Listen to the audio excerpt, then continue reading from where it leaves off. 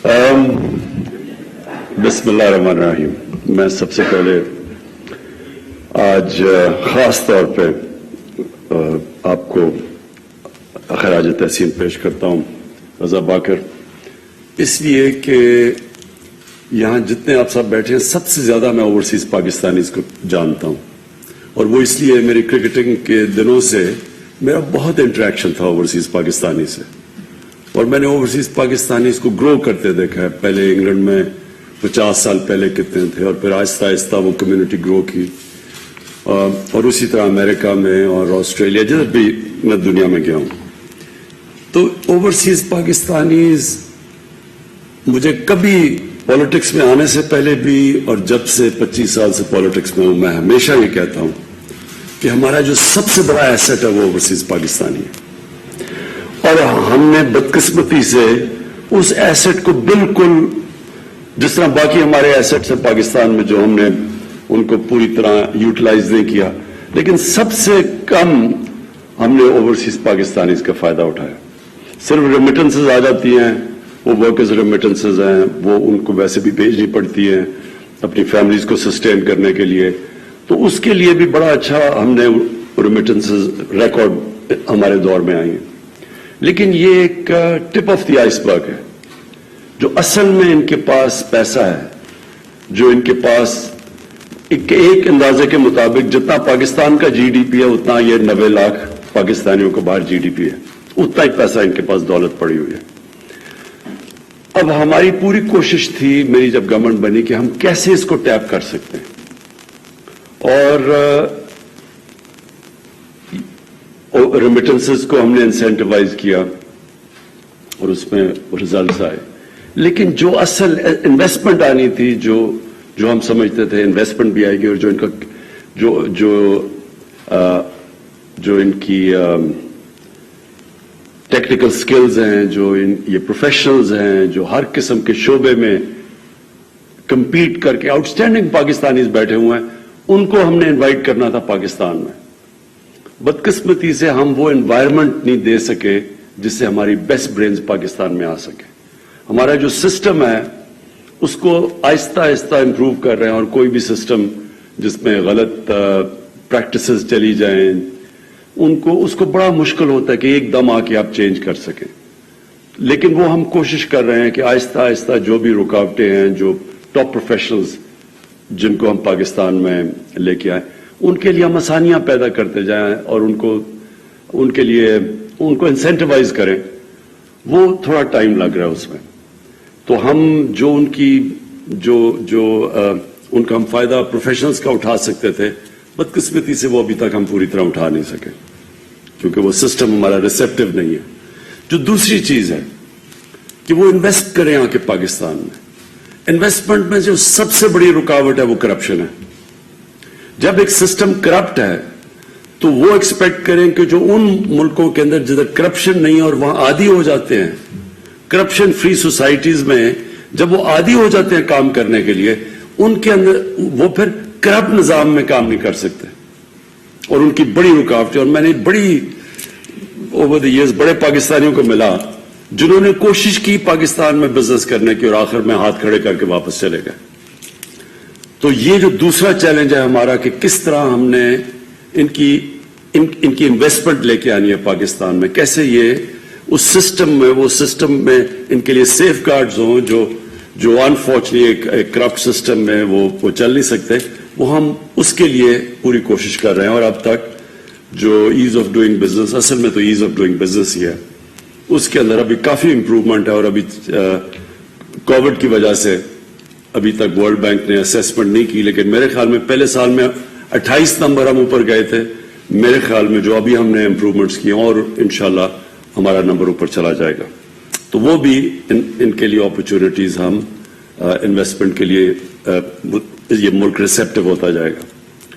और अब आ गया कि जो सबसे एक आदमी काम करने बाहर जाता है, पैसे बनाता है, मजदूर भी हो लेकिन बिजनेसेस भी हैं, उनकी हमेशा कोशिश होती है कि पाकिस्तान में घर बनाया जाए, और उसके लिए उनके लिए बहुत बड़े प्रॉब्लम्स हैं।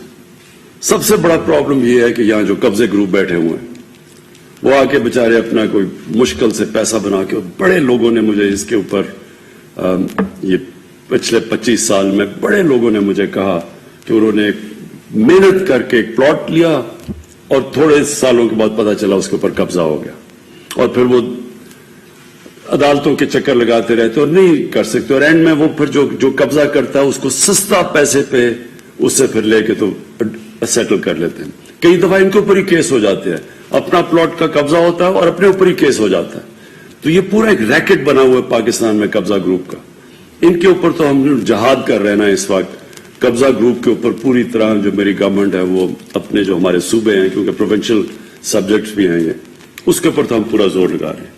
तो ये बड़ा जो आपने आज इंट्रोड्यूस किया है अपना रोशन अपना घर, ये वो चीज है जो कि पहली दफा ओवरसीज पाकिस्तानीज को पता चल जाएगा, क्योंकि बैंक्स गारंटी कर रहे हैं, उनको पता चल जाएगा कि ये जो मैं प्लॉट ले रहा हूं इसके पीछे गारंटी है, और ये मुझे खौफ नहीं होगा कि ये कोई, क्योंकि ये भी बड़ी स्कीम्स बन जाती हैं, ये जो हाउसिंग सोसाइटीज फेक प्लॉट्स, ज्यादा प्लॉट्स बेच देते हैं, और वो भी बड़े स्कैम्स हैं पाकिस्तान में। तो कम से कम अब इनको ये पता चल जाएगा कि बैंक की पीछे गारंटी है, और फिर वो बैंक से कर्जे भी ले सकेंगे घर बनाने के लिए। और मेरे ख्याल में ये एक वाकई जिस तरह बात की गई गेम चेंजर है, क्योंकि हम इससे बहुत ज्यादा पैसा अट्रैक्ट कर सकेंगे जिसकी पाकिस्तान को शदीद जरूरत है डॉलर्स की, क्योंकि जब तक हमारी एक्सपोर्ट्स उस लेवल पे नहीं पहुंचती तो हमें ये जो गैप है बीच में इंपोर्ट और एक्सपोर्ट का, वो सिर्फ एक ही तरह शॉर्ट टर्म में हम फिल कर सकते हैं ओवरसीज पाकिस्तानीज अगर वो शिरकत करें, ये जिस तरह रोशन डिजिटल अकाउंट्स और या फिर इस तरह ये जो अपना घर है, इन स्कीम्स में अगर वो शिरकत करेंगे तो इंशाअल्लाह ये जो हमारा इस वक्त करंट अकाउंट का मसला बना हुआ है, क्योंकि जैसे जैसे हमारी इकोनॉमी उठ रही है, इंपोर्ट्स बढ़ती जा रही हैं, और हमें वो जो गैप फिल करने के लिए ये इंशाअल्लाह अगर ये हमारी स्कीम चल गई, मैं पूरा कन्विंस हूं कि ये स्कीम ही हमें वो गैप बीच में जो करंट अकाउंट के अंदर है वो फिल कर सकती है।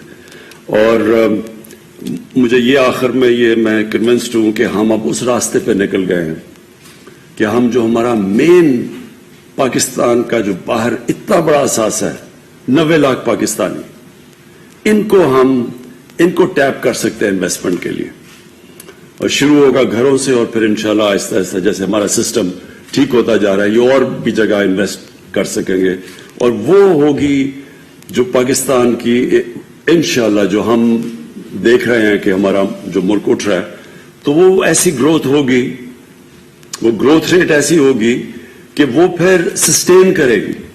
नहीं तो हर बारी होता है कि हमारी ग्रोथ शुरू होती है, इंपोर्ट्स इतनी बढ़ जाती हैं, हमें IMF के पास जाना पड़ता है, वो स्क्वीज करते हैं, फिर हम नीचे चले जाते हैं। तो इंशाअल्लाह ये अगर हमारा कामयाब हो गया तो यही एक सस्टेनेबल ग्रोथ की तरफ पाकिस्तान निकल जाएगा, और उसके साथ साथ हम फैसिलिटेट करेंगे अपने ओवरसीज पाकिस्तानीज को कि वो अपना घर भी बना सके, घरों जमीन पे भी इन्वेस्ट कर सके, उनको ये खौफ ना हो कि उनसे कोई फ्रॉड होगा।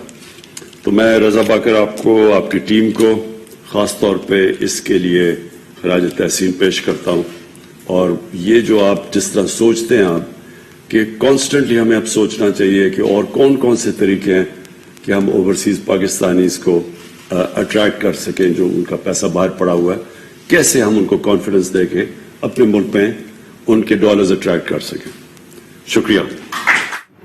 इस्लामाबाद में वज़ीर-ए-आज़म इमरान खान रोशन घर के हवाले से तकरीब के में खिताब कर रहे थे। उन्होंने कहा कि ओवरसीज पाकिस्तानी हमारा बहुत बड़ा असासा है। वज़ीर-ए-आज़म ने कहा कि गवर्नर स्टेट बैंक रजा बाकर को खराज तहसीन पेश करता हूँ। बदकिस्मती से पाकिस्तान के वसाइल का फायदा नहीं उठाया गया।